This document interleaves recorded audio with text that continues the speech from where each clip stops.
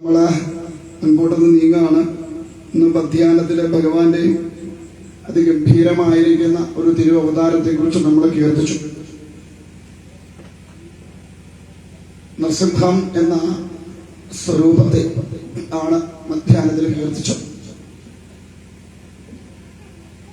നമ്മളെല്ലാവരും പറയാറ് നൃസിംഹമൂർത്തി അവതരിച്ചത് പ്രഹ്ലാദ രക്ഷയ്ക്ക് വേണ്ടിയാണ് എന്നാണ് പറയാറ്. പക്ഷേങ്കില്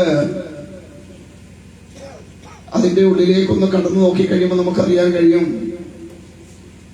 യഥാർത്ഥത്തിൽ ഭഗവാന്റെ അവതാര ലക്ഷ്യം ഹിരണ്യകശിപു എന്ന് പറയുന്ന തന്റെ ഭക്തനെ അനുഗ്രഹിക്കുക എന്നുള്ളതായിരുന്നു.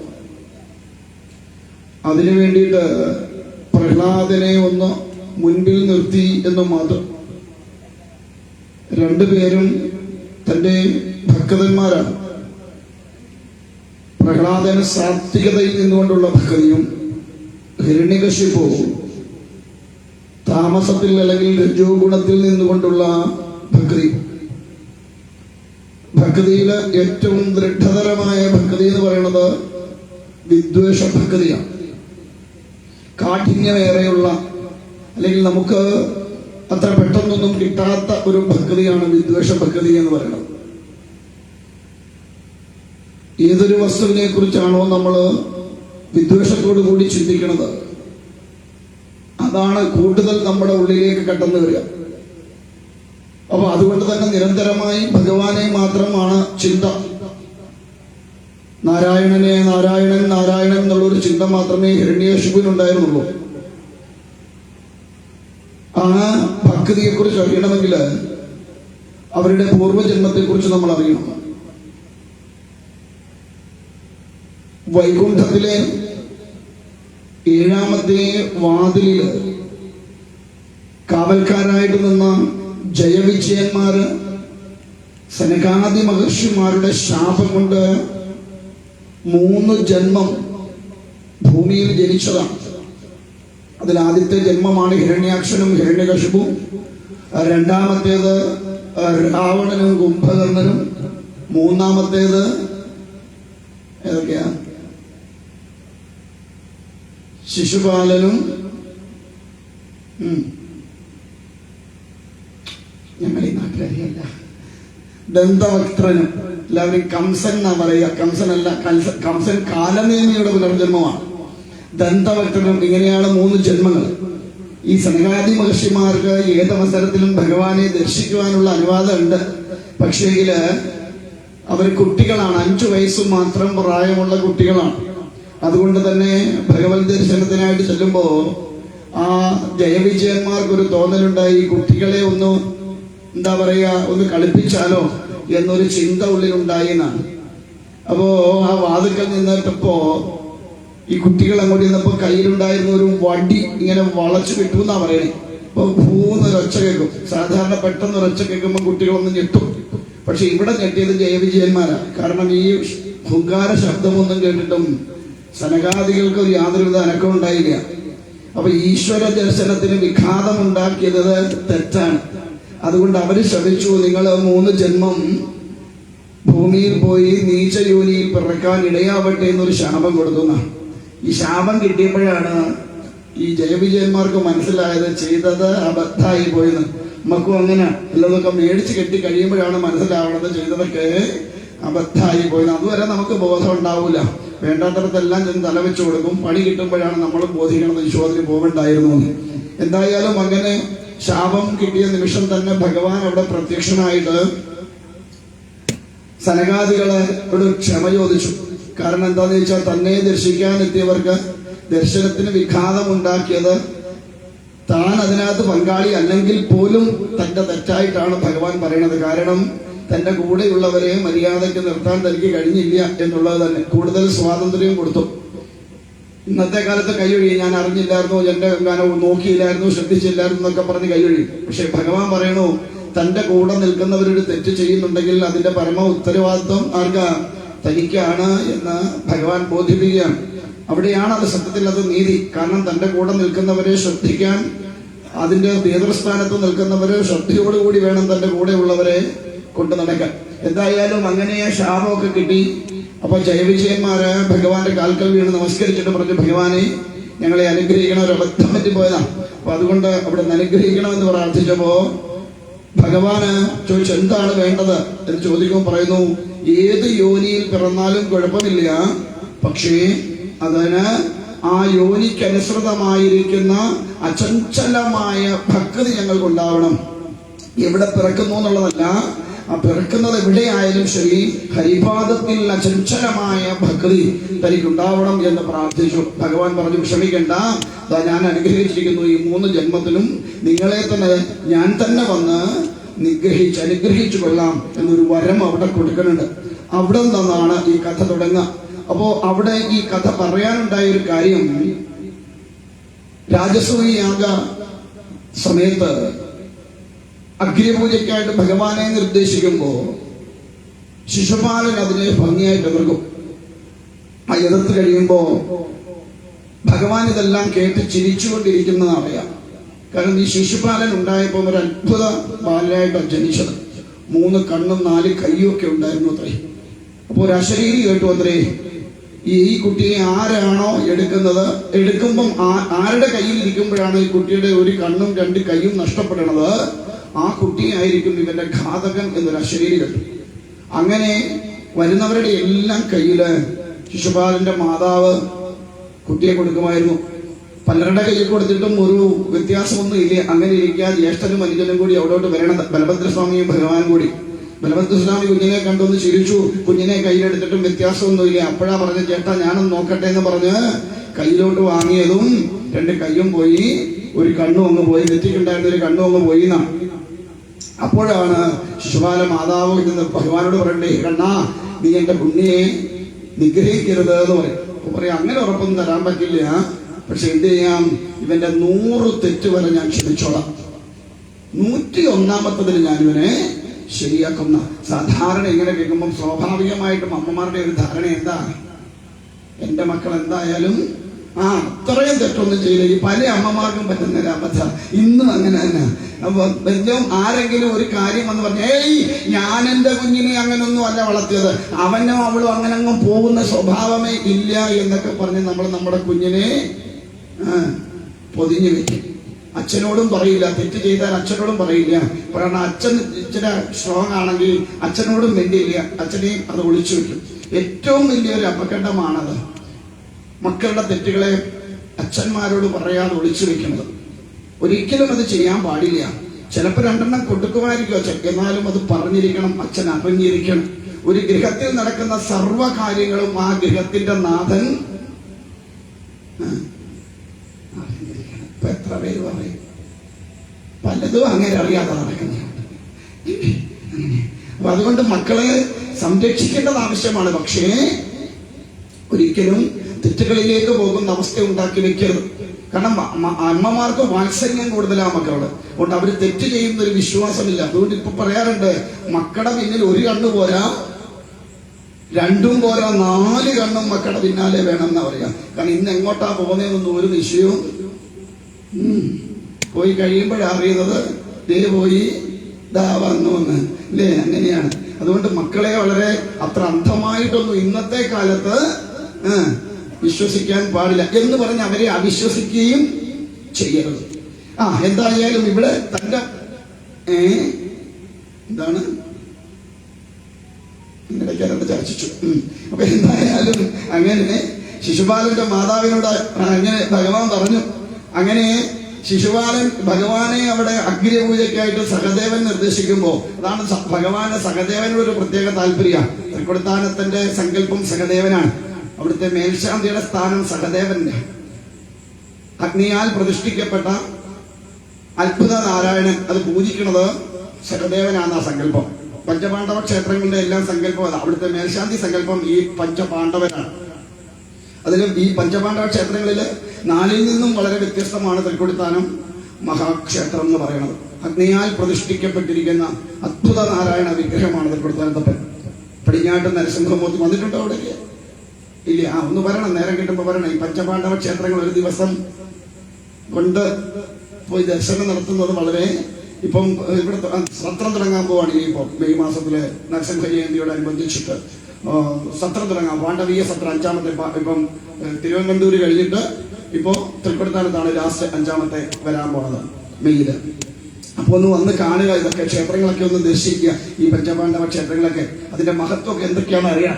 അവിടുത്തെ പ്രധാന മതിലാണ്. ആ മതിലിന്റെ ഒരു പ്രത്യേകത വളരെ വലുതാണ്. പിന്നെ അതുപോലെ ഒന്നാണ് അവിടുത്തെ ശരകൂട സമർപ്പണം എന്ന് പറയും. അത് വൃശ്ചിക മാസത്തില് തിരുവോണത്തിന് കൊടിയേറി കാർത്തികയ്ക്ക് സമർപ്പിക്കും. കാർത്തിക വെളുപ്പിന് ശരകൂടം സമർപ്പിച്ചോടെ അത് അഗ്നിക്കിരയാക്കിക്കൊണ്ടാണ് അവിടുത്തെ ഉത്സവം തീരുക. എല്ലാം അതുപോലെ അത്തം നക്ഷത്രക്കാർ നിർബന്ധമായിട്ടും ദർശിച്ചിരിക്കേണ്ട ഒരു ക്ഷേത്രമാണ് തൃക്കൊടിത്താനം മഹാവിഷ്ണു ക്ഷേത്രം. അത്ര പ്രസിദ്ധമായിരിക്കുന്ന പഞ്ചപാണ്ഡവ ക്ഷേത്രങ്ങൾ അതിന്റെ പൂർണ്ണതയിലെത്തുന്നത് അവിടെയാണ്. അപ്പൊ എന്തായാലും അതുകൊണ്ട് തന്നെ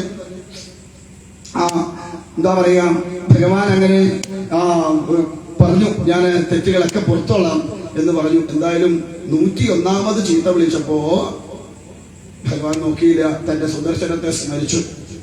അവസാനം ഭഗവാനെ ഈ ശിശുപാലൻ പറയുന്ന ഒരു വാക്കെന്ന് പറയുന്നത് മദ്യപാനം പോലും ഉള്ളവനാണിവെന്നാ പറയുക.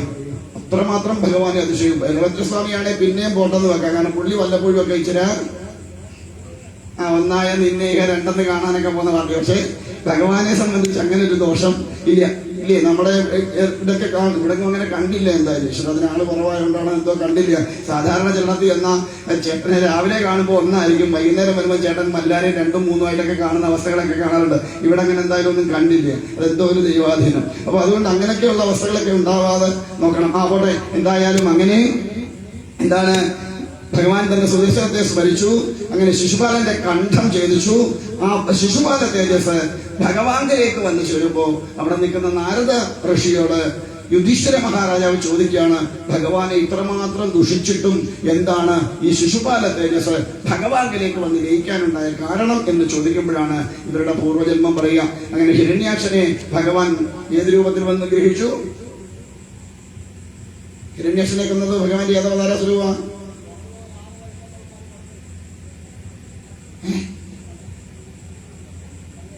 ഞാൻ നിങ്ങളെ പോലെ ചെറുപ്പമല്ല, ചില പ്രായമൊക്കെ ഉണ്ട്, ചെവി ചില കുറവുണ്ടാകും. പച്ചത്തി പറഞ്ഞാട്ടെ, ഇനി അടുത്തിരിക്കണം എന്ന് പറയുന്നത് എങ്കിലേ നമുക്ക് പറയണത് എന്താന്ന് വ്യക്തമാൻ. ഏത് രൂപത്തിലാ വന്നേ? ഹിരണ്യാക്ഷനെയോ? ഹിരണ്യാക്ഷനെ കൊല്ലാനോ? അമ്പടഞ്ഞാനെ ഹിരണ്യാക്ഷനെ നിഗ്രഹിച്ചത് ഏത് അവതാര സ്വരൂപമായിട്ട് വന്ന? നരസിംഹോ? ഹിരണ്യാക്ഷനെയോ? അപ്പൊ ഹിരണ്യകശിപുവിനെ കൊന്നതാരാ?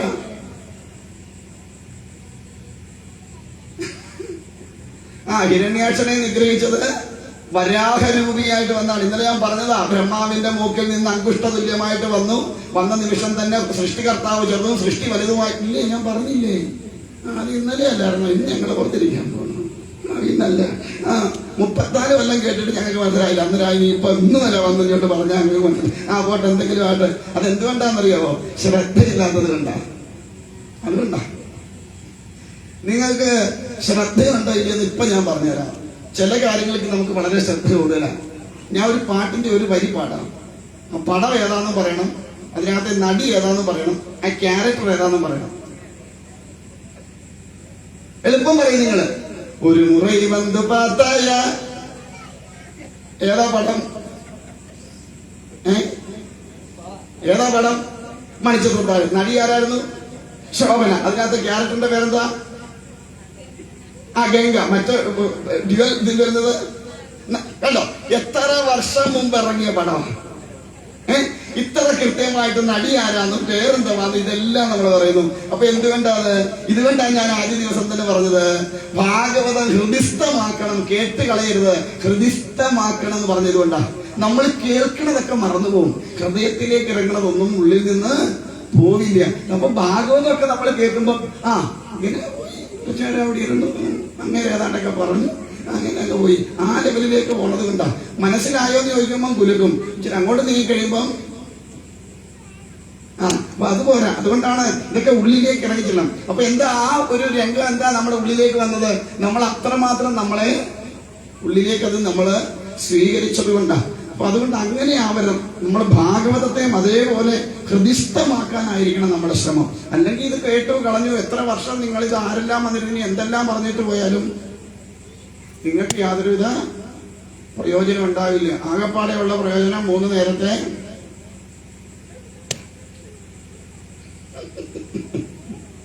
അത്രയും ഉണ്ടാവും. അതിങ്ങനെ കേട്ടു കളഞ്ഞു പോവും. അത് പാടില്ല.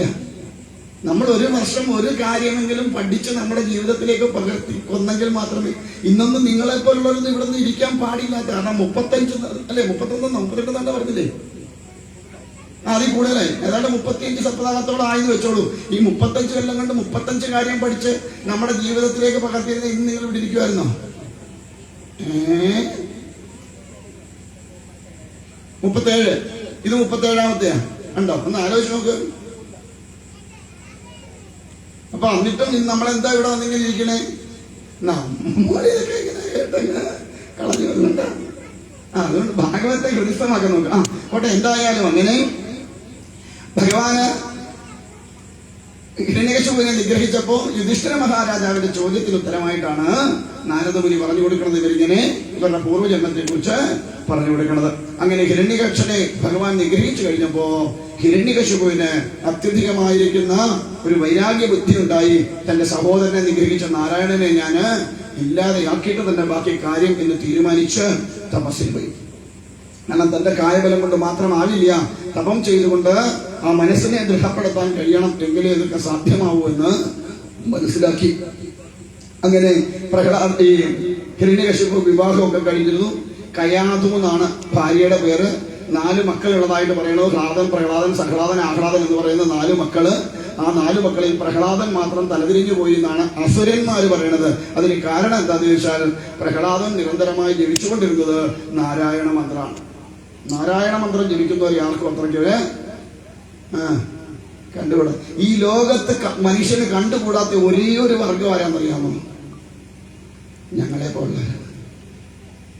എന്താ കാരണം? ഇവന്മാർക്ക് ഒരു പണിയില്ല. അങ്ങനെയാ. കാരണം നല്ല കാര്യങ്ങൾ ഇപ്പൊ നമ്മൾ നോക്കൂ, ഒരു ഇന്നത്തെ ഈ പറയുന്ന സോഷ്യൽ മീഡിയയിലായാലും എന്തെങ്കിലും ഒരു നെഗറ്റീവ് സംഗതി ഒന്ന് പോസ്റ്റ് ചെയ്യട്ടെ, ലക്ഷങ്ങളായിരിക്കും ആ നെഗറ്റീവ് സംഗതിയെ കാണാനും വ്യൂവേഴ്സ് ആയിട്ടും സബ്സ്ക്രൈബേഴ്സ് ആയിട്ടും വരിക, ഇല്ലേ? പക്ഷെ ഇതുപോലെ പ്രഭാഷണം മറ്റുള്ള കാര്യങ്ങൾ വന്നാൽ എത്ര പേര് ലൈക്ക് ചെയ്യും? അങ്ങേ അറ്റം പോയാൽ 25 എണ്ണം അല്ലെ 30 എണ്ണം വ്യൂവേഴ്സ്. അങ്ങേ അറ്റം പോയ ഒരു 1K 16K ഒക്കെ. അപ്പൊ ഇന്നത്തെ നമ്മൾ 1ാമത്തെ ദിവസത്തെ പ്രോഗ്രാം പ്രഭാഷണം 1.6K വരെ ആയിട്ടുണ്ട്. 5000-ൽ പരം ആൾക്കാരുണ്ട് എനിക്ക് ഫ്രണ്ട്സായിട്ട് FB-യിൽ. പക്ഷെ നമുക്ക് വരണത് ഒരു 3-3.5 കൂടുതൽ അപ്പുറം ഒന്നും നമ്മുടെ അത് പോകാറില്ല. എന്താ കാരണം? ഇങ്ങനെയുള്ള കാര്യങ്ങളോടൊന്നും ആർക്കും വലിയ താല്പര്യം. അതേസമയം ഞാൻ എന്തെങ്കിലും ഒരു വേണ്ടാതിന് ഇതിനകത്തൂടെ പറയട്ടെ, ആ ഫുൾ ലൈക്ക് കിട്ടും. കാരണം നമ്മുടെ മനസ്സ് അങ്ങനെയായി പോയി. ഈ പ്രാപഞ്ചികമായിരിക്കുന്ന വിഷയങ്ങളിലേക്ക് കൂടുതൽ നമ്മൾ നമ്മുടെ മനസ്സിനെ കൊണ്ടുപോകുമ്പോൾ ഈശ്വരീയമായ ചിന്തകളിലേക്ക് നമ്മുടെ മനസ്സിനെ കൊണ്ടുവരാൻ നമ്മൾ ആഗ്രഹിക്കണില്ല. എന്തായാലും അങ്ങനെ പ്രഹ്ലാദൻ മാത്രം നാരായണനാമം ജപിച്ചു എന്നാണ്. പേരൊക്കെ എഴുതിയെടുത്തോണം. കൊച്ചുമക്കൊക്കെ കേടാൻ നല്ല പേരുകൾ കിട്ടും ഈ ഒരു കഥയ്ക്കകത്തുനിന്ന്. അപ്പൊ ഹിരണ്യകശിപുവിന്റെ ഭാര്യയുടെ പേരെന്തായിരുന്നു? കയാതു. മക്കളെത്ര? 4 പേര്. ഹ്ലാദൻ, സഹ്ലാദൻ, പ്രഹ്ലാദൻ, ആഹ്ലാദൻ. അങ്ങനെ 4 മക്കള്. അപ്പൊ എന്തായാലും കുട്ടി പഠിക്കാനായിട്ടൊക്കെ പ്രായമായപ്പോ പഠിപ്പിക്കാനായിട്ട് വിട്ടത് എവിടെയാ? അസുരകുല ഗുരുവായിരിക്കുന്ന ശുക്രാചാര്യരുടെ ആശ്രമത്തിലാണ് പഠിപ്പിക്കാൻ വിടുക. ദേവഗുരു ആരാ? അസുരഗുരു ശുക്രൻ, ദേവഗുരു മക്കസുരന്മാരുടെ കാര്യത്തുള്ളൂ.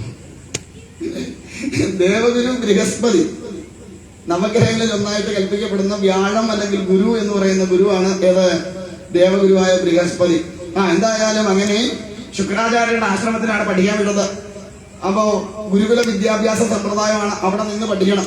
അപ്പം അസുര രാജാവായതിന്റെ പുത്രനായതുകൊണ്ട് പ്രത്യേക പരിഗണനകളൊന്നും അവിടെ ഇല്ല. ഇന്നത്തെ പോലൊന്നും അല്ല. അന്ന് പരിഗണനയൊന്നുമില്ല. ആരുടെ കുട്ടിയായാലും ശരി മറ്റുള്ള കുട്ടികളെ പോലെ തന്നെ അവിടെ ചെയ്യേണ്ടതെല്ലാം ചെയ്യണം. ഗുരുവിനെ ശുശ്രൂഷിക്കണം. ആശ്രമത്തിൽ ചെയ്യേണ്ടതായ കാര്യങ്ങളൊക്കെ ചെയ്തു വേണം അവിടെ ജീവിക്കാൻ. എങ്കിലേ ഭക്ഷണം കിട്ടും. അതിന്റെ ഒരു മോഡേൺ വേർഷനാണ് നമ്മുടെ ഇന്നത്തെ ഈ ബോർഡിംഗ് എന്ന് പറയുന്ന സംവിധാനം. അന്ന് കാശ് കൊടുക്കണ്ടായിരുന്നു, ഇന്ന് കാശ് കൊടുത്താല് കിട്ടും. അന്ന് കാലത്ത് ഫ്രീ ആയിട്ട് കിട്ടിയ രണ്ട് കാര്യങ്ങളാണ്.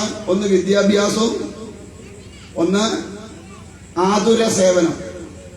ഇന്ന് ഏറ്റവും കൂടുതൽ കാശുണ്ടാക്കുന്നതും വിദ്യാഭ്യാസത്തിൽ കൂടി ആതുര സേവനത്തിൽ കൂടിയാണ്, ഇല്ലേ? ശരിയല്ലേ? ഇപ്പൊ കല്യാണം കഴിച്ചാൽ ഉടനെ ഏറ്റവും വലിയ സ്കൂളിൽ കൊണ്ട് നമ്മൾ രജിസ്റ്റർ ചെയ്തിടുക, 1 ലക്ഷം രൂപ ഡൊണേഷൻ കൊടുക്കും. എന്തിനാ?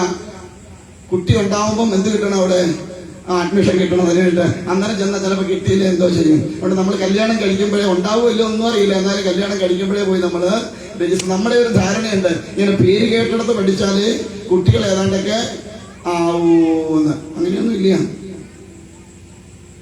നമ്മുടെ ഇന്ത്യൻ പ്രസിഡന്റ് ഒക്കെ ആയിരുന്ന KR നാരായണൻ, അബ്ദുൽ കലാം സാറും ഒക്കെ എവിടെയാ പഠിച്ചത്? സാധാരണ സ്കൂളുകളിൽ പഠിച്ചു വളർന്നു വന്നവരാ. പഠിക്കേണ്ടവൻ എവിടെ പോയാലും പഠിക്കും, തലതിരിഞ്ഞവന് എവിടെ പോയാലും കണക്കാം. ഇന്ന് വാർത്ത കണ്ടില്ലേ? 10ാം ക്ലാസ് പരീക്ഷ കഴിഞ്ഞിട്ട് ആഘോഷിക്കാൻ കുപ്പിയായിട്ടാണ് പിള്ളേരെ 10ാമത്തെ അവസാന പരീക്ഷ എഴുതാൻ പോയതെന്ന്. ആലോചിച്ച് നോക്കൂ ഇന്നത്തെ അവസ്ഥ. അത്രമാത്രം വിദ്യാഭ്യാസം അധപ്പതിച്ചു. ഇന്ന് വിദ്യ ഒരു അഭ്യാസമായിട്ട് മാറി, അല്ലെങ്കിൽ ഒരു ആഭാസമായിട്ട് മാറി. കാരണം യാതൊരു വിധമായ മൂല്യവും പകർന്നു നൽകാൻ കഴിയാത്ത എന്തൊക്കെയോ കാട്ടിക്കൂട്ടലുകളായിട്ട് മാറി ഇന്നത്തെ വിദ്യാഭ്യാസം. യാതൊരു സംശയമില്ല. കാരണം അത്രമാത്രം ഒരു ഇതുമില്ലാത്ത ഒരു സമ്പ്രദായമായിട്ട് മാറി ഇന്നത്തെ വിദ്യാഭ്യാസം. പിന്നെ തന്നെയല്ല, പണ്ട് കാലത്തെ ഗുരുക്കന്മാർക്ക് ശിക്ഷിക്കാനുള്ള അവകാശം ഉണ്ടായിരുന്നു. ഇന്നത്തെ ഗുരുക്കന്മാർക്ക് നോക്കാൻ പോലുമുള്ള അവകാശം ഇല്ലാതെയായി. അങ്ങനെ ചെയ്താൽ ആ അധ്യാപകൻ അകത്ത് കിടക്കും. അങ്ങനെയൊക്കെയുള്ള സംവിധാനം വന്നപ്പം ഏത് വിധത്തിനായാലും കുഴപ്പമില്ല എന്നുള്ള ഒരു തലത്തിലേക്ക് മാറിപ്പോയി. അത് വലിയൊരു വിഷയമാണ്. എന്തായാലും അങ്ങനെ അവിടെ പഠിക്കാൻ തുടങ്ങി. എന്താ രണ്ടുപേരും കൊണ്ട് അവിടെ തകർത്ത് വാരുവാണല്ലോ നാരായണ. ഞാൻ ഇവിടെ മുമ്പിൽ കൊണ്ടുവന്നിരുത്തും കേട്ടാ. തന്നെയല്ല, വർത്താനം പറയുന്നവരുടെ മൂക്കും കണ്ടിച്ചോണ്ട് പോയി. അതുകൊണ്ട് മൂക്കൊക്കെ കൊത്തി പിടിച്ചോണം. ഇവിടെ കത്രി എടുക്കണ്ടോ? ഉണ്ടാ മൂക്ക് കണ്ടിക്കാൻ എടുത്ത് വെച്ചിരിക്കണതാ. ഇനി മുമ്പിൽ വാ, രണ്ടുപേരും എഴുന്നേറ്റ് വന്നി. വാ, മൂക്ക് കണ്ടിക്കത്തില്ല. ഇനി പോലെ ഫ്രണ്ട് വാ, ഇവിടെ വാ. ഇങ്ങനത്തെ കസാര വന്നി. ഓടിയോ മക്കളിഞ്ഞ് ഓടിയോ, ഇവിടെ വന്നിരുന്നേ. എനിക്കൊന്ന് കാണാൻ അനി വന്നേ. ഞാൻ വന്നിട്ട് നീ എന്നെ കാണുവിടാന്ന് ഒന്നുകൂടെ ചാരി.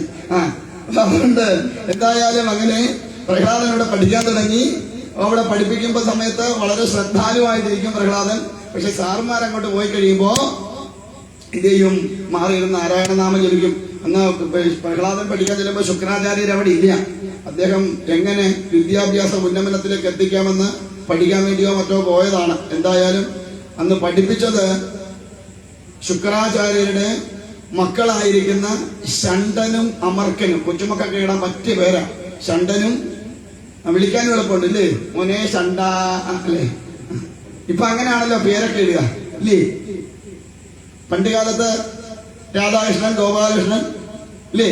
വിശ്വനാഥൻ, ശങ്കരൻ, വാസന്തി, ലക്ഷ്മി എന്തൊക്കെ പേരിടുമായിരുന്നു. ഇപ്പൊ എങ്ങനെ ഇടുക? ഇത്രയേ ഉള്ളൂ അല്ലേ? എല്ലാം ഷോർട്ടായി. പിന്നെ പുതിയൊരു ശീലമുണ്ട്, അച്ഛന്റെ അമ്മയുടെയും പേരിന്റെ ആദ്യത്തെ അക്ഷരം എടുത്തിട്ട് ഇല്ലേ? അങ്ങനെയൊക്കെ വിടാറില്ലേ കുട്ടികൾക്ക്? അച്ഛന്റെ അമ്മയുടെയും പേരിന്റെ ആദ്യത്തെ അക്ഷരം എടുത്തിട്ട് മക്കൾക്ക് പേരിടുക. അച്ഛൻ കൃഷ്ണനും അമ്മ മിനിയാണെങ്കിൽ കൊച്ച് ഞാനൊന്നും പറഞ്ഞില്ലേ. പണ്ട് കാലത്ത് എന്തിനാ ഈ ദേവന്മാരുടെയും ദേവിമാരുടെയും ഒക്കെ പേരിടുന്നത്? നാവിൽ അങ്ങനെ കിടക്കും ഈ നാമം. മോനെ ശങ്കരാന്ന് വിളിക്കുമ്പം ആ വിളി എവിടെയൊക്കെ ഒരു പരിധി വരെ പോവും. ഈശ്വരനാമം നാവിൽ വിളയാടും. അവസാന നിമിഷം അജാമിളൻ വിളിച്ചതുപോലെ നാരായണ എന്നെ അരികത്ത് വന്നിരുന്ന് എന്നെ ഒന്ന് രക്ഷിക്കണേ എന്ന് തന്റെ പുത്രനെ ഓർത്ത് വിളിച്ചപ്പോ ആരാ എത്തിയത്? സാക്ഷാൽ നാരായണന്റെ പാർഷദന്മാരെത്തി സംരക്ഷിച്ചതുപോലെ ഈശ്വരനാമം എപ്പോഴും നാവിൽ വിളങ്ങുമ്പോ അതിനനുസൃതമായിരിക്കുന്ന ഗുണഫലം നമ്മുടെ ഉള്ളിലുണ്ടാവും. അതിനു വേണ്ടിയിട്ടാണ് പണ്ട് കാലത്ത് അങ്ങനെ പേരൊക്കെ ഇട്ടിരുന്നത്. ഓട്ടെ, ഇന്നതൊക്കെ മാറി. ഇനിയിപ്പം ഇങ്ങനെ എന്നൊക്കെ വെക്കേണ്ട തരത്തിലേക്ക് എത്തി പേരുകളൊക്കെ. ഇപ്പൊ പിള്ളേർക്ക് നീണ്ട പേരുകളൊന്നുമില്ല. എന്തായാലും അങ്ങനെ പ്രഹ്ലാദൻ അവിടെ പഠിക്കാൻ തുടങ്ങി. പക്ഷേങ്കില് സാറന്മാര് പഠിച്ചിട്ട് പോയി കഴിയുമ്പോ നാരായണനാമം ജപിക്കാൻ തുടങ്ങി. അങ്ങനെ ഫസ്റ്റ് ഇയർ വെക്കേഷൻ വന്നപ്പോ എന്ത് ചെയ്തു? നേരെ പ്രഹ്ലാദനെ വിളിച്ച് കൊണ്ടുവന്ന് തന്റെ കൊട്ടാരത്തിൽ കൊണ്ടുവന്ന് അച്ഛനായിരിക്കുന്ന ഹിരണ്യകശിപു തന്റെ മടിയിലെടുത്ത് വെച്ച് നല്ലൊരു ചുംബനമൊക്കെ നൽകി ചോദിച്ചു, പുത്ര, ഇത്രയും കാലം നീ പഠിച്ചതിൽ ഏറ്റവും ശ്രേഷ്ഠമായിട്ടുള്ളത് എന്ത് എന്ന് ചോദിച്ചപ്പോൾ പ്രഹ്ലാദൻ പറഞ്ഞു, ഹേ പിതാവേ, ഹരിനാമമല്ലാതെ മറ്റൊന്നും ഈ പ്രപഞ്ചത്തിൽ ശ്രേഷ്ഠമായിട്ടുള്ളതില്ല. എന്താ പറയുക? അസുരകുലത്തിൽ പറഞ്ഞ തന്റെ പുത്രനാണ് പറയണത് ഹരിനാമമല്ല, തന്റെ ആജന്മ ശത്രുവായിരിക്കുന്ന നാരായണന്റെ നാമമല്ലാതെ മറ്റൊന്നും ഈ പ്രപഞ്ചത്തിൽ ശ്രേഷ്ഠമായിട്ടുള്ളതില്ല എന്ന് പറയുന്നത് തന്റെ പുത്രനായ പ്രഹ്ലാദനാണ്. ഈ ഹിരണ്യകശിപു ആണെങ്കിൽ നാരായണ എന്നൊരു നാമം ജപിച്ചാൽ അവന്റെ നാവറുത്തു മാറ്റണമെന്ന് ആജ്ഞ പുറപ്പെടുവിച്ചതാണ്. ഒരു ഹോമമോ പൂജയോ മറ്റൊന്നും നാരായണന് വേണ്ടി ചെയ്യരുത്, ഞാനാണ് നിങ്ങൾക്കെല്ലാം തരുന്നതുകൊണ്ട് എല്ലാ പൂജയും ഹോമവും എനിക്ക് വേണ്ടി ആവണം, ഓം ഹിരണ്യ നമ എന്ന് ജപിക്കണമെന്ന് പറഞ്ഞ ആളാണ്. ഇത് കേട്ടതും സഹിച്ചില്ല, തന്റെ പുത്രനാണെന്നും ഒന്നും ഓർത്തില്ല, ഇട്ടുത്തഴുന്നൊറ്റ ഏറെ വെച്ചു. ദാ പ്രഹ്ലാദൻ പോണ വഴിക്ക് വിളിച്ചു, നാരായണ പരിപാലയമാം. പ്രഹ്ലാദൻ അറിയാം നാരായണനില്ലാതെ മറ്റാരും തന്നെ രക്ഷിക്കാനുണ്ടാവില്ല. ഈ പ്രപഞ്ചത്തില് നമ്മളെ രക്ഷിക്കാൻ ഭഗവാനല്ലാതെ അല്ലെ ഭഗവതി അല്ലാതെ മറ്റാരും ഇല്ലാന്ന് ബോധം നമ്മുടെ ഉള്ളിൽ ഉറപ്പിക്കാം. പിന്നെ ഇടയ്ക്ക് ഉള്ളവൻ പറയാറുണ്ട്, ഒരുത്തരും രക്ഷിക്കാൻ വരൂല, വേണമെങ്കിൽ അവനവൻ രക്ഷപ്പെട്ടു. കാരണം ഈശ്വരൻ നമ്മെ രക്ഷിക്കാൻ വരണമെങ്കിൽ നമ്മുടെ പ്രവൃത്തിയും അതുപോലെ ആവണം. വേണ്ടേ? വേണ്ടേ? എന്തായാലും അങ്ങനെ എന്തായി? പ്രഹ്ലാദന് ഭഗവാനെ തന്നെ ശരണം പ്രാപിച്ചു. അവസാനം കുറച്ചു കഴിഞ്ഞപ്പോ ഈ ശുക്രാചാര്യന്റെ പുത്രന്മാരെ വിളിച്ചു ചോദിച്ചു, ഇങ്ങനെയൊക്കെയാണോ പഠിപ്പിക്കണത് എന്നൊക്കെ ചോദിച്ചു. അവർ പറഞ്ഞു, ഞങ്ങൾ പഠിപ്പിക്കുന്നൊന്നും അല്ലെന്നൊക്കെ പറഞ്ഞു. പക്ഷെ എന്നിട്ടും ഹിരണ്യകശിപുവിന് അത്ര വിശ്വാസമായില്ല. വീണ്ടും ഒന്നുകൂടെ പഠിക്കാൻ വിട്ടു. അങ്ങനെ പല ആവർത്തി വിട്ടപ്പോഴെല്ലാം ഭഗവാന്റെ നാമമല്ലാതെ മറ്റൊന്നും തന്റെ നാവിലില്ല, ഭഗവാന്റെ രൂപമല്ലാതെ മറ്റൊന്നും തന്റെ ഉള്ളിലില്ല എന്ന് ഹിരണ്യകശിപു പ്രഹ്ലാദനെ കുറിച്ച് തിരിച്ചറിഞ്ഞു. ഏതെങ്കിലും വിധത്തിൽ ഇവനെ ഇല്ലാതെയാക്കണം എന്ന് തീരുമാനിച്ചു ഹിരണ്യകശിപു. അതിന് അന്നത്തിന് വിഷം കൊടുത്തു നോക്കി, വലിയ മലയുടെ മുകളിൽ കൊണ്ടുവന്ന് കല്ല് കെട്ടി താഴേക്ക് ഇട്ടു നോക്കി, പാമ്പിനെ കൊണ്ട് കുത്താൻ നോക്കിച്ചു, ആനയെ കൊണ്ട് കുത്തി കൊല്ലിക്കാൻ നോക്കിച്ചു, തന്റെ ഭടന്മാരെ വിട്ട് വെട്ടിക്കൊല്ലിക്കാൻ നോക്കിച്ചു. ഏതെല്ലാം വിധത്തിൽ നോക്കിയിട്ടും പ്രഹ്ലാദനെ യാതൊന്നും ചെയ്യാൻ കഴിയണില്ല. അവസാനം തന്റെ സഹോദരിയായിരിക്കുന്ന ഹോളികയെ വിളിച്ച് ഹോളികയുടെ കയ്യിൽ കൊടുത്ത് അഗ്നിക്കിരയാക്കി. ഹോളിക അഗ്നി ബാധിക്കാത്തവളായിരുന്നു, പക്ഷെങ്കിൽ ഹോളിക അഗ്നിക്കിരയായതല്ലാതെ പ്രഹ്ലാദന് യാതൊരു വിധമായ കുഴപ്പവും ഉണ്ടായില്ല. അതാണ് നാരായണ നാമത്തിന്റെ മഹത്വം. ഏറ്റവും എന്താ പറയുക, ഇത്രമാത്രം ഒരു രക്ഷാകവചം പോലെ നമുക്ക് നിൽക്കുന്ന ഒരു മന്ത്രമാണ് നാരായണ മന്ത്രം. അതിനെ നിരന്തരമായി ജപിക്കുന്നവരാരെങ്കിലും ഉണ്ടെങ്കിൽ അവരുടെ ജീവിതത്തിൽ യാതൊരു വിധമായ കുഴപ്പവും ഉണ്ടാവില്ല. അപ്പോൾ ഒരു സംശയം തോന്നുന്നു, സ്വാമി ഞങ്ങൾക്ക് ഇവിടെ ഭദ്രകാളി അല്ലേ, അപ്പൊ നാരായണ എന്ന് ചോദിച്ചാൽ ഭദ്രകാളിക്ക് വല്ലതും തോന്നുന്നു? ശിവക്ഷേത്രത്തിൽ ചെന്ന് വെച്ച് നാരായണ എന്ന് വിളിച്ചകത്തോട്ട് കയറുവോ? ഇല്ല, പേടിയാ. അഥവാ ഈ നാവിലെങ്ങാനും നാരായണ എന്ന് അറിയാതെ വന്ന ഉടനെ എന്താ പറയും, അയ്യോ ഭഗവാനെ ശിവ, ഞാൻ അറിയാതെ പറഞ്ഞു പോയത്, അതിനെ ക്ഷമിച്ചേക്കണെന്ന് പറയുന്നത് നമുക്ക് പറയാം. ഉള്ളവൻ പറയാറുണ്ട്, ഭഗവാനെ ഭയക്കുകയേ ചെയ്യരുത്. ഈശ്വരനെയും ഈശ്വരിയെയും ഭയക്കാനുള്ളതല്ല, അവരെ എന്ത് ചെയ്യാനുള്ളതാ? പ്രേമിക്കാനുള്ളതാ. സ്നേഹിക്കരുത്. ഈശ്വരനെ എപ്പോഴും പ്രേമിക്കാൻ നോക്കുക. എന്താ ഈ സ്നേഹവും പ്രേമവും തമ്മിലുള്ള വ്യത്യാസം? ഇപ്പോഴത്തെ പിള്ളേര് പറയുന്ന പ്രേമമല്ല കേട്ടോ. എന്താ പ്രേമവും സ്നേഹവും തമ്മിലുള്ള വ്യത്യാസം? സ്നേഹത്തിന് ഗീവ് ആൻഡ് ടേക്ക് എഗ്രിമെന്റ്സ് ഉണ്ട്. നീ എന്നെ സ്നേഹിച്ചാൽ ഞാൻ നിന്നെയും സ്നേഹിക്കും, നീ എനിക്ക് വല്ലതും തന്നാൽ ഞാൻ നിനക്കും വല്ലതും തരും. ഇത്തരത്തിലുണ്ട്. പക്ഷെ പ്രേമത്തിന് അതില്ല. പ്രേമം എന്ന് പറയുന്നത് പരമമായിരിക്കുന്ന ഒരു ധാരയാണ്, ആനന്ദത്തിന്റെ ധാരയാണ്. അതുകൊണ്ടാണ് പ്രേമത്തിന്റെ ഏറ്റവും ഉത്തമമായിരിക്കുന്ന ആൾക്കാരാരാന്ന് ചോദിച്ചാലേ, മകളുടെ ഉദാഹരണങ്ങൾ ആരാന്ന് ചോദിച്ചാൽ ആരാ?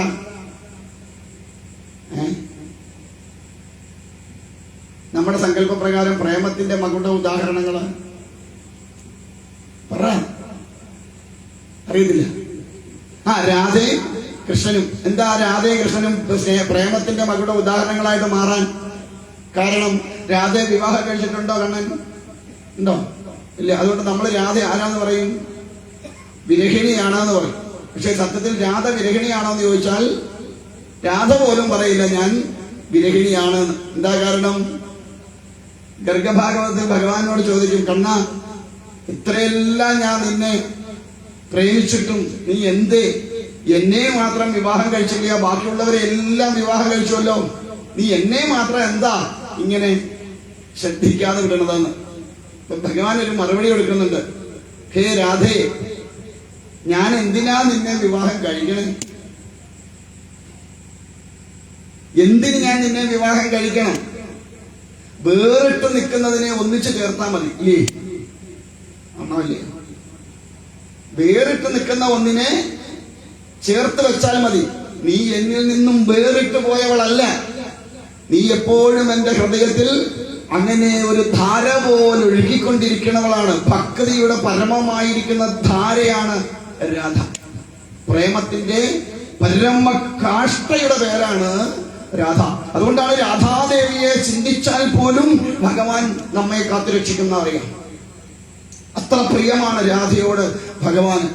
അതുകൊണ്ട് ഭഗവാന്റെ ഹൃദയത്തിൽ ചേർന്നിരിക്കുന്നവളാണ് രാധ. അതുകൊണ്ട് പറയും, ഹേ രാധയെ, ഞാൻ എവിടെ പോയാലും നീ എന്റെ ഉള്ളിലുണ്ട്. അതുകൊണ്ട് നിന്നെ എനിക്ക് പ്രത്യേകിച്ച് എന്നിലേക്ക് ചേർത്ത് നിർത്തേണ്ട യാതൊരുവിധ കാര്യമില്ല. രാധ എന്നൊന്ന് തിരിച്ചിട്ടാൽ നമുക്കറിയാം. എന്താ രാധ തിരിച്ചിട്ടാൽ എന്ത് കിട്ടും? ധാര. എന്തിന്റെയാ? ഭക്തിയുടെയും പ്രേമത്തിന്റെയും ധാരയാണ്. ധാര എന്ന് പറഞ്ഞാൽ എന്താ? ഒരു തടസ്സവും ഇല്ലാതെ നിരന്തരമായിട്ട് ഒഴുകിക്കൊണ്ടിരിക്കുന്നതാണ് ധാര. ആ ധാര എന്ന് പറയുന്നത് ആ രീതിയിൽ നമുക്ക് ഭഗവാനോടല്ലേ ഭഗവതിയോട് ഒരു പ്രേമം ഉണ്ടാവണം. ഒന്നും കിട്ടിയില്ലെങ്കിലും നിന്നെ ഞാൻ വിടില്ല എന്നൊരു ഭാവം ഉള്ളിൽ ഉറപ്പിക്കാൻ നമുക്ക് കഴിയണം ഭഗവാനോടല്ലേ ഭഗവതിയോട്. നമുക്ക് നമ്മുടെ സങ്കടങ്ങൾ പറയാനും നമ്മുടെ കുറ്റം എന്താ പറയുക ദേഷ്യപ്പെടാനും ഒക്കെ ഭഗവാനെ പ്രേമിച്ചാൽ സാധിക്കും, സ്നേഹിച്ചാൽ പറ്റില്ല. നമുക്ക് ഇഷ്ടമുള്ളവരെ നമുക്ക് വഴക്ക് പറയാം, ഇല്ലേ? ഇപ്പൊ ഞാൻ നിങ്ങളെ ചീത്ത പറഞ്ഞാൽ നിങ്ങൾ എന്തോ ചെയ്യും? ഒന്ന് വിളിച്ചോ പറഞ്ഞു നോക്കാം, അന്നേരം അറിയാൻ വിവരമൊന്നല്ലേ? കാരണം എന്താ? നമ്മൾ തമ്മിൽ യാതൊരു ഈയലും ഇല്ല, ഒരു ഇത് ബന്ധവും ഇല്ലാത്തത് കൊണ്ട് എനിക്കൊന്ന് എന്റെ മക്കളെ തല്ലുന്ന പോലെ വേറെ തന്നെ മക്കളെ തല്ലാൻ പറ്റുമോ? ഇല്ല. എന്താ കാരണം? അത് എന്റേതെന്നൊരു ഭാവമുണ്ട്. ഇത് തന്നെയാണ് ഭഗവാനോട് നമുക്ക് തോന്നുന്നത്. ഭഗവാൻ എന്റേതാണെന്ന് ബോധിക്കണം, അല്ലെ ഭഗവതി എന്റേതാണെന്ന് ബോധിക്കണം. ഇപ്പൊ ഇന്നൊരാള് എന്നെ ആലപ്പുഴയിൽ നിന്ന് വിളിച്ചു വെച്ചു, പിന്നെ അത് ഞാനൊരു കാര്യം ചോദിച്ചോട്ടെ എന്ന് ചോദിച്ചു. എന്താ ഈ ഇടയ്ക്കിടയ്ക്ക് പറയുന്നേക്കാലോ വല്യമ്മ വല്യമ്മന്ന്? ആരെയായി വല്യമ്മയെന്ന് വിളിക്കണേ? സാധാരണ എല്ലാവരും ഭഗവതിയെ അമ്മ അമ്മ എന്നാ പറയാ. അങ്ങ് മാത്രം എന്താ ഈ വല്യമ്മ എന്ന് പറഞ്ഞു? ഞാൻ വിളിക്കണം അങ്ങനെയാ വല്യമ്മ എന്ന്. ഞാൻ പറഞ്ഞു വിളിക്കാൻ തുടങ്ങിയ കാലം മുതലേ ഞാൻ വല്യമ്മ എന്നാ വിളിക്കുന്നത്. ഈ അമ്മൂമ്മമാർക്ക് കൊച്ചുമക്കളോട് എന്തുകൊണ്ട് സ്നേഹം കൂടുതലാ. അമ്മയേക്കാൾ കൂടുതൽ സ്നേഹിക്കും അമ്മൂമ്മമാര്, ഇല്ലേ? ഇപ്പൊ വല്യമ്മയായ എന്താ ഗുണം? പരമമായ ഒരു വാത്സല്യം ഉണ്ടാവും.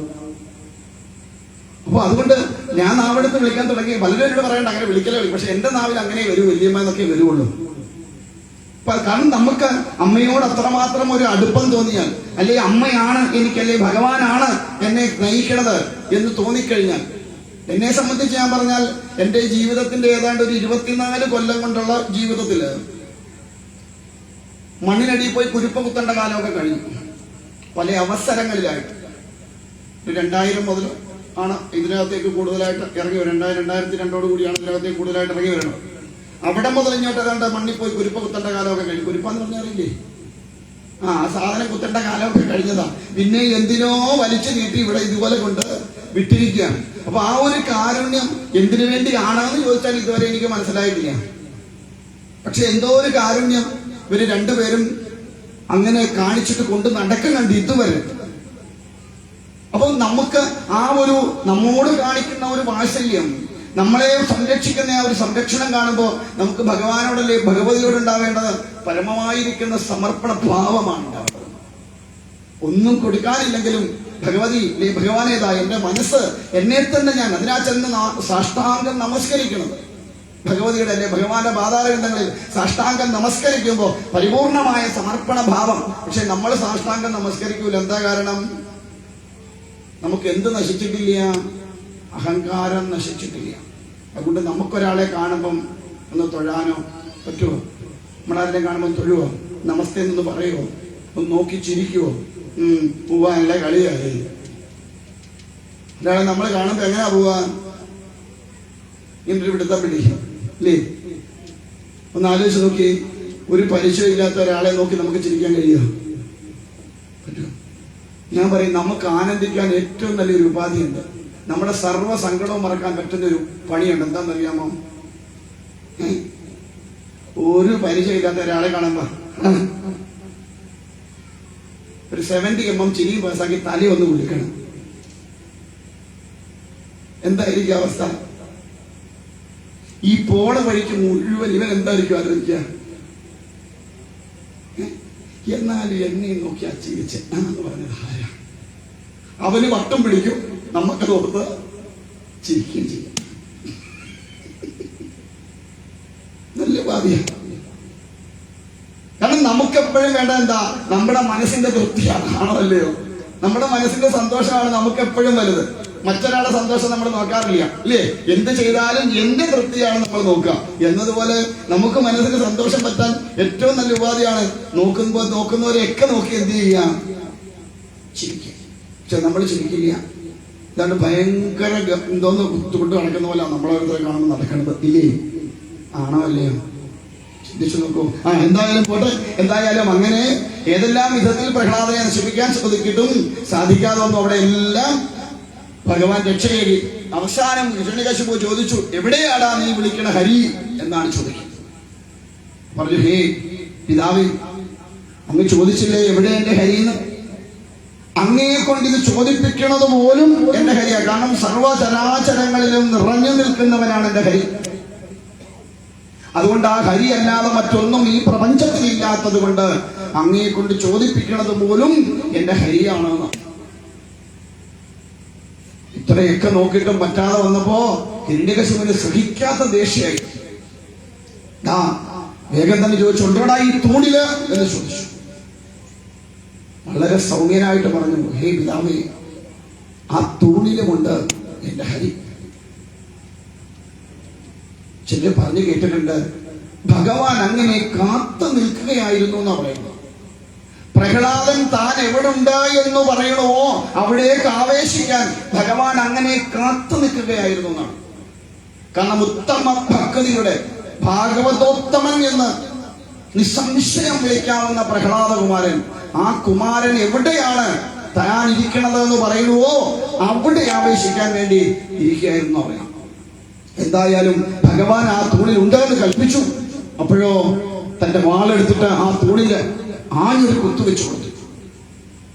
ആ തൂൺ രണ്ടായിട്ട് പിളർന്ന് അതിൽ നിന്ന് ഇറങ്ങി വന്നത് അതിഭയാനകമായിരിക്കുന്ന ഗർജനത്തോടുകൂടി, ഭീകരമായ ഒരു സ്വരൂപത്തോടുകൂടി, മനുഷ്യനുമല്ല മൃഗവുമല്ലാത്ത വിധത്തില് കൈകളിൽ ആയുധങ്ങളുമൊക്കെ ആയിട്ട് നാരായണൻ നരഹരി രൂപത്തില്, നൃസിംഹ രൂപത്തില് ആ തൂണിൽ നിന്ന് പ്രത്യക്ഷപ്പെട്ടു. ദേവന്മാരെല്ലാം അവിടെ വന്ന് പുഷ്പവൃഷ്ടി നടത്തി ഭഗവാനെ ഭംഗിയായിട്ട് സ്തുതിച്ചു. ഹിരണ്യകശിപു കുറച്ചു നേരത്തേക്കൊന്ന് സ്തബ്ധനായി പോയി എന്നാണ്. കാരണം ഇങ്ങനെ ഒരു രൂപം ഉണ്ടാവുമെന്ന് ഒരിക്കലും പ്രതീക്ഷിച്ചില്ല. കാരണം ഈ ഹിരണ്യകശിപു തപം ചെയ്ത് ബ്രഹ്മദേവനോട് വരം ചോദിക്കുന്നുണ്ട്. എന്താ, തനിക്ക് ജീവിതത്തിൽ ഒരിക്കലും മരണമുണ്ടാവാൻ പാടില്ല എന്നാണ്. എന്ത് വരം വേണം ചോദിക്കുമ്പം മരണമുണ്ടാവരുത് എന്നാണ് അസുരന്മാരെല്ലാം പ്രാർത്ഥിക്കുക. നമ്മളും അതുപോലെ ഭഗവാനോട് പോയി പ്രാർത്ഥിക്കാറുണ്ട്, മരണമുണ്ടാവരുത് എന്ന്. ഉണ്ടോ? ഉറപ്പാണോ? പ്രാർത്ഥിക്കാറുണ്ടെന്ന് ഞാൻ പറഞ്ഞാലോ? പറയാറില്ല. എന്നാ നമ്മൾ ഇച്ചിരി ബുദ്ധി കൂടുതലാണ്. അതുകൊണ്ട് നമ്മൾ ഇങ്ങനെ വിളിക്കൂ. നമ്മളെന്താ പ്രാർത്ഥിക്കാന്നറിയാവോ? എന്റെ അമ്മേ ആയുസ്സും ആരോഗ്യവും തരണേ. പറയാറുണ്ടോ? പറഞ്ഞിട്ടുണ്ടോ? ആയുസ്സും വേണം, ആരോഗ്യം ഉണ്ടെങ്കിൽ അതിനർത്ഥം എന്തുവാ? മരണം ഉണ്ടാവരുതെന്ന്. അസുരന്മാര് നേരെ ചോദിക്കും, നമ്മൾ വളഞ്ഞു പിടിക്കും. ഇത്രയേ ഉള്ളൂ വ്യത്യാസം. എന്തായാലും അപ്പൊ ബ്രഹ്മാവ് പറഞ്ഞ അത് സാധ്യമാവില്ല.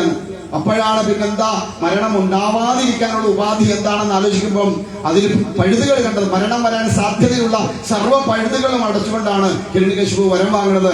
ആകാശത്ത് വെച്ച് കൊല്ലരുത്, ഭൂമിയിൽ വെച്ച് കൊല്ലരുത്, അകത്ത് വെച്ച് കൊല്ലരുത്, പുറത്ത് വെച്ച് കൊല്ലരുത്, പകല് കൊല്ലരുത്, രാത്രിയിൽ കൊല്ലരുത്, യാതൊരുവിധമായ യോനിയിലും പിറന്നതാവരുത്, ബ്രഹ്മാവിന്റെ സൃഷ്ടിയിൽപ്പെട്ടതാവരുത്, ഒരായുധങ്ങളാലും വധിക്കപ്പെടരുത് എന്നൊക്കെയുള്ള വരം മേടിച്ചു. ബ്രഹ്മദേവൻ സാക്ഷാൽ നാരായണനെ ഒന്ന് മനസ്സിൽ കണ്ടു. പുള്ളി സ്മരിച്ചു ഭഗവാനെ. ചോദിച്ചു, നാരായണ, ഭക്തന്റെ ആഗ്രഹം സാധിച്ചു കൊടുക്കണമെന്നാ, അതുകൊണ്ട് ഈ വരം കൊടുക്കാമോ? നാരായണൻ പറഞ്ഞ ധൈര്യപൂർവ്വം കൊടുത്തോളൂ. കാരണം എന്താ, സർവത്തിനുമുള്ള ഉപാധി തന്റെ കയ്യിലുണ്ട്. സൃഷ്ടിയുടെ സ്ഥിതിയുടെ കാരകനായിരിക്കുന്ന ഭഗവാൻ ധർമ്മത്തെ സ്ഥിതി നിർത്താൻ വേണ്ടി ഏത് തരത്തിലും വരാൻ സാധ്യതയുണ്ട്. അതുകൊണ്ട് ഭഗവാന്റെ ആ ഒരു അനുവാദത്തോടു കൂടി ബ്രഹ്മദേവൻ തഥാസ്തു എന്ന് പറഞ്ഞു എന്നാണ്. ഈ ദേവന്മാരോടൊക്കെ നമ്മൾ എന്ത് ചോദിച്ചാലും ഒറ്റ വാക്കേ ഉള്ളവർക്ക് ഇങ്ങോട്ട് തഥാസ്തു അങ്ങനെ തന്നെ ആയിക്കോട്ടെ എന്ന്. അതുകൊണ്ടാണ് ഞാൻ പറഞ്ഞ ഒന്നും പോയി ചോദിക്കുന്നത്. നമ്മളെല്ലാം തലതിരിച്ചാ ചോദിക്കാം. ഇപ്പൊ മകളുടെ കല്യാണം നടന്നില്ലേ, നമ്മൾ എന്താ ചെന്ന് പ്രാർത്ഥിക്കുക? എന്റെ ഭഗവതി, ഇത്രയും വയസ്സായി എന്റെ മോക്ക് ഇതുവരെ അവിടെ കല്യാണം നടന്നില്ലല്ലോ എന്റെ അമ്മേ എന്ന് പറയാം. അമ്മ എവിടെ ഇരുന്നോട്ട് പറയും തഥാസ്തു അങ്ങനെ തന്നെ ആയിക്കോട്ടെ. പിന്നെ കല്യാണം നടക്കും. ഓരോരുത്തരങ്ങനെ പ്രാർത്ഥിക്കാനില്ലേ? കല്യാണം നടക്കോ? പിന്നെ ഇല്ല. അമ്മയ്ക്ക് അറിഞ്ഞുകൂടെ നമ്മുടെ മക്കളുടെ കല്യാണം നടന്നിട്ടില്ല എന്ന്? അമ്മയുടെ മകളല്ലേ അതും? ആണല്ലോ. അമ്മയ്ക്കറിയില്ലേ നമ്മുടെ മകളുടെ കല്യാണം നടന്നിട്ടില്ല എന്ന്? ചെന്നെന്റെ അമ്മയെ കല്യാണം നടന്നില്ല അമ്മ എന്ന് പറയാം. അമ്മ എവിടെ വാസ്തു അങ്ങനെ തന്നെ ഇരുന്നോട്ടെ എന്ന്. പിന്നെ ജീവിതകാലത്ത് കല്യാണം നടക്കുക? അതുകൊണ്ട് പറയണേ, ഒന്നും ചോദിക്കണ്ട. അമ്മയ്ക്ക് അറിയാം, അല്ലെ ഭഗവാൻ അറിയാൻ വയ്യാത്തതായിട്ട് നമ്മുടെ ജീവിതത്തിലോ ഈ പ്രപഞ്ചത്തിലോ ഒരു വകയില്ല. പിന്നെ ഒരു കുഴപ്പങ്ങളുണ്ട്. ചോദിക്കുന്നതേ കൊടുക്കൂ, ചോദിക്കാതെ കൊടുത്താൽ വാരിക്കോരി കൊടുക്കും ഭഗവാൻ. പണ്ടൊരു അമ്മയുണ്ടായിരുന്നു. ഈ അമ്മ ദിവസവും ഗുരുവായൂരപ്പൻ്റെ അടുത്ത് പോകുമായിരുന്നു. കാരണം അമ്മയ്ക്ക് വേറെ ആരുമില്ല, ഒരു മകൾ മാത്രമേ ഉള്ളൂ. ഒരു കല്യാണം നടക്കണില്ല. അപ്പൊ അന്ന് വലിയ തിരക്കൊന്നുമില്ല ഗുരുവായൂരപ്പൻ. അധികം ആൾക്കാരൊന്നും ചെല്ലാറില്ല. അതുകൊണ്ട് ചെന്ന് പറയുന്നു, എന്റെ ഗുരുവായൂരപ്പ, എന്റെ മോടെ കല്യാണം നടത്തി തരണം കേട്ടോ, നീ എന്നെ എനിക്കൊരു ആശ്രയമായിട്ടെന്നൊക്കെ ചെന്ന് പ്രാർത്ഥിക്കുമായിരുന്നു. നിരന്തര പ്രാർത്ഥന കേട്ടപ്പോൾ ഭഗവാൻ വിചാരിച്ചോ, ശരി, നീ ആരും ഇല്ലാത്ത ഒരു അമ്മയല്ലേ, മകളുടെ കല്യാണമൊക്കെ നടത്തി കൊടുക്കാമെന്ന് വിചാരിച്ചു. പുള്ളിക്ക് വേറെ പണിയൊന്നുമില്ലല്ലോ. അങ്ങനെ ഇറങ്ങിപ്പോയി ചെറുക്കനെയൊക്കെ കണ്ടുപിടിച്ച് ഒരു കല്യാണമൊക്കെ ഭംഗിയായിട്ട് നടത്തി. പിന്നെ അമ്മ അങ്ങോട്ട് പോവാറില്ല. പിന്നെ ഒരു 2 കൊല്ലം കഴിഞ്ഞപ്പോഴാണ് പിന്നെ ആരടുത്തോട്ട് പോണേ? ഗുരുവായൂരപ്പൻ. നമ്മളും അങ്ങനെയാണല്ലോ, കാര്യം സാധിച്ചാൽ പിന്നെ നമുക്ക് ആരെയും വേണ്ട, ഒന്നും വേണ്ട. അത് 2 കൊല്ലം കഴിഞ്ഞപ്പോഴാണ് പിന്നെ അങ്ങോട്ട് ചെല്ലുന്നത്. പിന്നെ അടുത്ത ലക്ഷ്യം എന്താണ്? കല്യാണം കഴിഞ്ഞാൽ പിന്നെ എന്താ വേണം? പറ്റുമെങ്കിൽ പിറ്റേ മാസം തന്നെ ഒരു കൊച്ചിനെ തരാൻ പറ്റുമെന്നോ നമ്മൾ നോക്കണേ. ഒരു മാസം കഴിയുമ്പോൾ നോക്കി ചോദിക്കും, എന്താ വെച്ചേ ഇല്ലേ? ഇനി നമുക്ക് ഒരു കുഴപ്പമുണ്ട്, അവർക്കില്ലാത്ത വിഷമമാണ് നാട്ടുകാർക്ക്.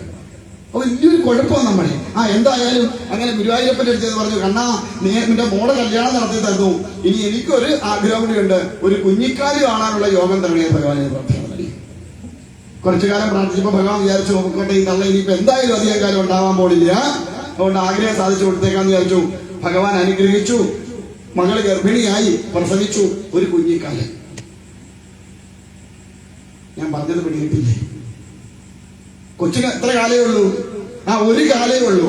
എന്താ പ്രാർത്ഥിച്ചത്? ഒരു കുഞ്ഞിക്കാല് കാണാനുള്ള യോഗം തരണേന്ന. ഭഗവാൻ എത്ര കാല് കൊടുത്തു? ഒരു കാല് കൊടുത്തു. അതുകൊണ്ടാണ് ഈ ചോദ്യങ്ങളൊക്കെ ചോദിക്കാതിരിക്കുക. അപ്പൊ എന്തായാലും അങ്ങനെ, അതുകൊണ്ട് എല്ലാം അങ്ങോട്ട് വിട്ടുവിടുക. എന്താണോ നിന്റെ ഇച്ഛ, ആ ഇച്ഛക്കനുസരിച്ച്, എന്റെ കർമ്മഫലം അനുസരിച്ച് എനിക്ക് എന്താണോ നീ തരാനുള്ളത് അത് തന്നോളുക. ഇല്ലയോ? ഇല്ലെങ്കിലും വേണ്ട, അത്രയും ആകാവൂ. എന്തായാലും അങ്ങനെ എന്ത് ചെയ്തു? വരം ചോദിച്ചത് കൊണ്ട് സന്ധ്യയാവുന്ന സമയമാവണം. അതിന് മുമ്പായിട്ട് വധിക്കാൻ പറ്റില്ല. അതുകൊണ്ട് സന്ധ്യാസമയം വരെ ഭഗവാൻ ഹിരണ്യകശിപുമായിട്ട് അങ്ങനെ യുദ്ധം ചെയ്തു എന്നാ പറയാം. സന്ധ്യ ആയപ്പോ എന്ത് ചെയ്തു?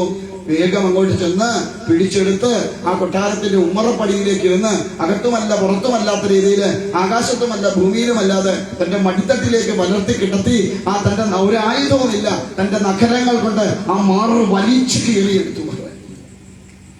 എന്നിട്ട് ഭഗവാൻ ഒന്ന് പരതീന്നാ പറയുക. എന്താ? ഇത്രയും തന്നെ കാണാൻ അത്യധികമായി വൈരാഗ്യബുദ്ധിയോടുകൂടിയാണെങ്കിലും തന്നെ കുറിച്ച് മാത്രം ചിന്തിച്ചുകൊണ്ടിരുന്ന ഈ ഹിരണ്യകശിപുവിന്റെ ഹൃദയം എവിടെയാണ് എന്നാ? ഭഗവാന് ഭക്തന്റെ ഒന്നേ വീണ്ടു. എന്താ? ഭഗവാൻ നമ്മുടെ ഭക്തന്റെ ഹൃദയം അവിടെയാണ് ഭഗവാൻ ഇരിക്കണതാണ്. നമ്മുടെയൊക്കെ ഹൃദയത്തിലുണ്ടോന്ന് ചോദിച്ചാൽ വല്ല സ്റ്റാച്ചു എന്തോന്നാ എന്നിട്ട് സാധനം കുത്തില്ല, എന്തായാലും പറയും. ടാച്ചു വയനാട് കുത്തിയാലേ അവിടെ കാണൂ. അല്ല, നമ്മളെ ഒന്നും കാണൂല. എന്താ കാരണം? നമ്മുടെ ഭക്തരല്ലാതെ നമുക്ക് ഭഗവാനെ കാണുന്നത്ര വലിയ നിർബന്ധമൊന്നുമില്ല. ഉണ്ടാവും. ഇപ്പൊ ഇവിടെ ദിവസവും വന്ന് തൊഴണം നമുക്ക് വല്ല നിർബന്ധമുണ്ടോ? എവിടെങ്കിലും ഒരു കാർമയം കണ്ടാൽ നമ്മളെന്താ പറയും? മഴ പെയ്യുമെന്ന് തോന്നുന്നു, അതുകൊണ്ട് ഇന്ന് അങ്ങോട്ട്. ശരിയല്ലേ ഞാൻ പറയണേ? ആണെന്നല്ലയോ? നമ്മൾ പോകില്ല, നമുക്ക് അത്ര വലിയ അത്യാവശ്യമില്ല. ഇപ്പൊ അങ്ങോട്ട് അവരെ കണ്ടിട്ടുണ്ട്, കാര്യം സാധിക്കാൻ ഒന്നുമില്ല. അതാണ്ടാണ്. അപ്പൊ എന്തായാലും അങ്ങനെ എന്താ ചെയ്തു? അങ്ങനെ ഹിരണ്യകശിപുവിനെ നിഗ്രഹിച്ച് മോക്ഷം കൊടുത്തു. ആ ഹിരണ്യകശിപുവിന്റെ ചൈതന്യം ഭഗവാനിലേക്ക് തന്നെ വിലയം പ്രാപിച്ചു.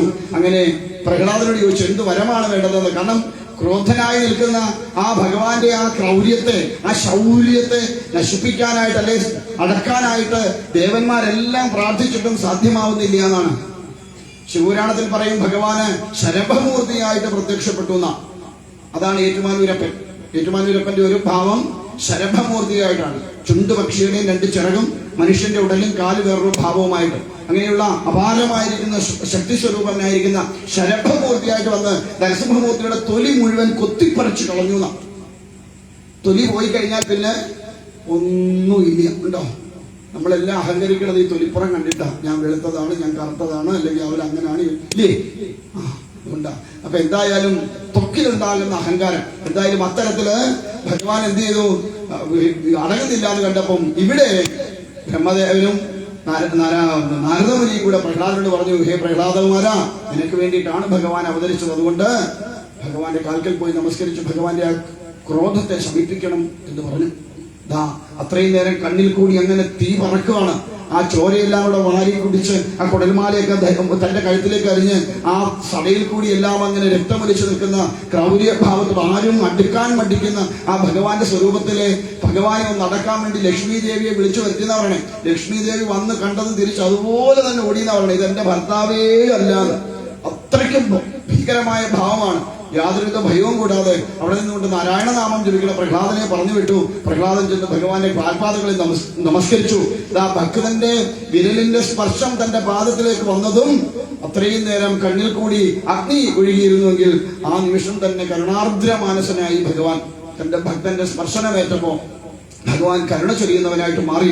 പ്രഹ്ലാദനെ പിടിച്ച് നിർത്തിക്കൊണ്ട് ചോദിച്ചു, ഉണ്ണി എന്ത് വരമാണ് വേണ്ടത് എന്ന് ചോദിച്ചോ. പറഞ്ഞു, ഹേ ഭഗവാൻ, അവിടുത്തെ ഈ ദിവ്യമായിരിക്കുന്ന ദർശനം കിട്ടിയാൽ തന്നെ സർവസ്വമായി കഴിഞ്ഞു. കാരണം യോഗികൾക്ക് പോലും കാണാൻ കഴിയാത്ത അങ്ങയുടെ ഈ രൂപം, അത് ഈ ഉള്ളവന് ഈ ചെറിയ പ്രായത്തിൽ തന്നെ അങ്ങ് നൽകിയെങ്കിൽ അതിലും വലിയൊരു വരത്തിന്റെ ആവശ്യമില്ല എന്ന് പറയുന്നുണ്ട്. പക്ഷേ ഭഗവാന്റെ നിർബന്ധത്തിന് വഴങ്ങി രണ്ടാമത് ഈ പ്രഹ്ലാദകുമാരൻ ചോദിക്കുന്നുണ്ട്, എന്റെ പിതാവ് അങ്ങയെ അത്യധികമായി ദുഷിച്ചിട്ടുണ്ട്, അതിനെയൊക്കെ മറന്നുകൊണ്ട് എന്റെ പിതാവിന് മോക്ഷത്തെ നൽകണം എന്ന് പ്രാർത്ഥിക്കുമ്പോ ഭഗവാൻ പറയുന്നു, ഹേ പ്രഹ്ലാദ, നിന്റെ പിതാവിന് മാത്രമല്ല 21 തലമുറ മുൻപോട്ടും 21 തലമുറ പിൻപോട്ടുമുള്ള നിന്റെ സർവ്വ പിതൃക്കൾക്കും ഞാൻ എന്ത് ചെയ്യും?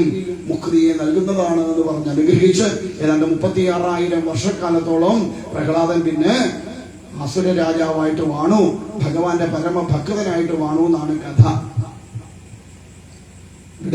എവിടെയാണ് നരസിംഹം ഇരിക്കണതെന്ന് ചോദിച്ചാൽ നമ്മുടെ ഉള്ളിൽ തന്നെ. നമ്മുടെ ഉള്ളിലുള്ള 2 ഭാവങ്ങളാണ്. ഒന്ന് ദേവഭാവവും ഒന്ന് ആസുരി ഭാവവും. ഈ 2 ഭാവങ്ങളിലെ ഒരു മാറ്റം വന്ന് എവിടേക്ക് വരണം? സത്വികമായിരിക്കുന്ന ഭാവത്തിലേക്ക് കൊണ്ടുവരണം. ഞാൻ എന്ന ബോധം എത്ര കാലത്തോളം നമ്മുടെ ഉള്ളിലുള്ള ഹിരണ്യകശിപു എന്ന് പറയുന്നത് ഞാൻ എന്ന ബോധമാവുന്ന. രണ്ടാമത് പ്രാപഞ്ചികമായിരിക്കുന്ന എല്ലാവിധ ഭൗതിക സുഖങ്ങളും അനുഭവിക്കണം, അതെല്ലാം തന്റേതാക്കണം എന്ന് ചിന്തിക്കുന്ന ഒരു സ്വരൂപമാണ് ഹിരണ്യകശിപു എന്ന് പറയുന്നത്. അതുകൊണ്ട് അങ്ങനെയുള്ള ആ ഞാൻ എന്ന അഹംബോധത്തെ അവിടെ ഇല്ലാതെയാക്കിക്കൊണ്ട് അവിടേക്ക് ആസുരി ചിന്തകൾ ഉള്ളിൽ നിന്ന് മാറിക്കഴിയുമ്പോൾ അവിടെ എന്തുണ്ടാവും? ഭഗവാന്റേതായിരിക്കുന്ന അനുഗ്രഹ കലകൾ നമ്മളിലേക്ക് വന്നു ചേരും. അതുകൊണ്ട് നമ്മുടെ ഉള്ളിലും ഉണ്ട് ഞാൻ എന്ന ഭാവം. അതിനെ ഇല്ലാതെയാക്കാൻ കഴിയണം. ഇതൊന്നും ഞാൻ അല്ല എന്ന ബോധത്തിലേക്ക് എത്തണം. കാരണം നമ്മളെല്ലാം ഈ ഞാൻ എന്നത് ഈ ശരീരത്തെ ആസ്പദമാക്കിക്കൊണ്ടാണ് പറയുക. അതുകൊണ്ട് ഞാൻ ഈ ശരീരമല്ല എന്ന് ബോധിച്ചുകൊണ്ട് ഞാൻ ശിവസ്വരൂപിയാണ്, ശിവമാണ് എന്ന ബോധത്തിലേക്ക് എത്താൻ എപ്പോഴാണോ കഴിയുക, അപ്പോൾ മാത്രം നമുക്ക് ആരെ ഉള്ളിൽ കാണാൻ കഴിയും? സാക്ഷാൽ നൃസിംഹമൂർത്തിയെ കാണാൻ കഴിയും. ശത്രുനാശം ഇതിനാണല്ലോ നമ്മുടെ ശത്രു സംഹാരം. അല്ലേ? ശത്രു ഉച്ചയ്ക്ക് ചെയ്തോ എല്ലാവരും ശത്രു സംഹാര പുഷ്പാഞ്ജലി ചെയ്തോ? ശത്രു സംഹാര പുഷ്പാഞ്ജലി തന്നെയാണോ ചെയ്തത്?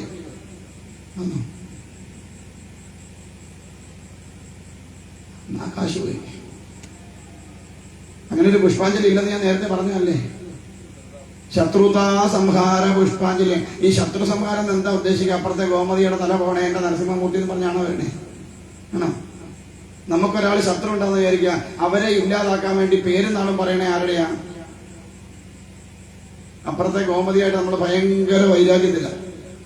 അവള് നശിക്കണം എന്ന് പറഞ്ഞാണ് നമ്മൾ എന്ത് എന്നുള്ളത് ശത്രു സംഹാര പുഷ്പാഞ്ജലി നടത്തുന്നത്. പേരും നാളും പറയുമ്പോൾ ആരുടെ പറയും? നമ്മുടെ പേര് നാളും പറയും. അപ്പൊ ആദ്യം തല പോകുന്ന ആരുടെയാ? നമ്മുടെ. ആണല്ലേ? മലയാളപ്പിലേക്ക് പോയി ശത്രുതാ സംഹാര പുഷ്പാഞ്ജലിയൊക്കെ നടത്തിട്ട് വന്നിട്ട് പറയുമ്പോൾ ചെല്ലു പറയും, ഓ അമ്മയുടെ ഒരു വൈഭവം ഭയങ്കര, എന്താ അതങ്ങോട്ട് ശത്രു സംഹാര പുഷ്പാഞ്ജലി നടത്തിയിട്ട് വന്നപ്പോ ഇത്രയും നാളും എന്നെ കണ്ട തലതിരിച്ചു പോന്നോള് ഇന്ന് എന്നെ ഒന്ന് നോക്കി ഒരു പുഞ്ചിരി പാസാക്കി എന്ന് പറയാറുണ്ട് ഇല്ലേ? എന്താ നമുക്ക് അങ്ങനെ തോന്നിയത്? നമ്മുടെ ഉള്ളിൽ അവരോടുള്ള ശത്രുതാഭാവം. ഒരാള് നമുക്ക് ശത്രുവാകുന്നെങ്കിൽ അവരുടെ കുഴപ്പമാണോ നമ്മുടെ കുഴപ്പമാണോ? നമ്മുടെ കുഴപ്പമാണ്. കാരണം നമ്മുടെ മനസ്സിന്റെ കുറവുകളാണ് മറ്റൊരാളെ നമുക്ക് ശത്രുവായി കാണിക്കുന്നത്. നമുക്ക് അവരെ ഉൾക്കൊണ്ടുകൊണ്ട് പോകാൻ പറ്റാത്തതുകൊണ്ട് നമ്മൾക്ക് അവര് ശത്രുവായി മാറണതാണ്. അപ്പൊ അവരുടെ മനസ്സിന്റെ കുഴപ്പമില്ല, നമ്മുടെ മനസ്സിന്റെ. അപ്പൊ ആ ഉണ്ടാകുന്ന മാനസികമായ ഭാവത്തിന് മാറ്റം ഉണ്ടാക്കിയെടുക്കലാണ് ശത്രുതാ സംഹാര പുഷ്പാഞ്ജലി. അല്ലാതെ ഒരാളെ കൊല്ലണമെന്ന് വിചാരിച്ച ശത്രു സംഹാരം, അങ്ങനെയാണെങ്കിൽ പാകിസ്ഥാനിലുള്ളവരെയൊക്കെ കൊല്ലാനായിട്ട് ഇവിടെ ശത്രു സംഹാര പുഷ്പാഞ്ജലി നടത്തിയാൽ പോലെ ആണല്ലേ?